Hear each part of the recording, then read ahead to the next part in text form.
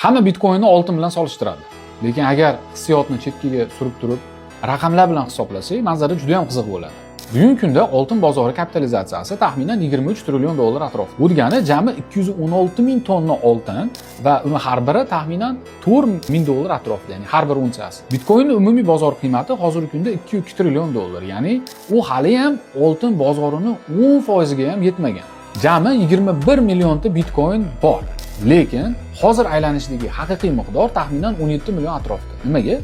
Chunki 3-4 million Bitcoin abadiy yo'qolgan. Parollari unutilgan, uskunalar yo'qolgan, kalitlar topilmagan va hokazo. Ana endi matematika.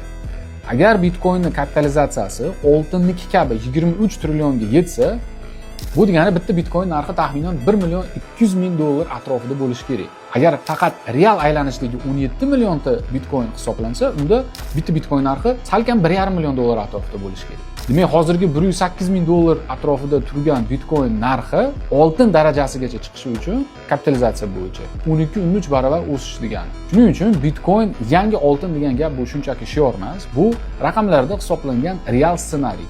Agar dunyo raqamli aktivlarga ishonsa, fiat pullar esa qadrini yo'qotaversa, 1 millionli Bitcoin bu haqiqiy ehtimol bo'lishi mumkin. Savol faqat bitta. Dunyo qachon raqamli oltin uchun $1 million to'lashga tayyor bo'ladi?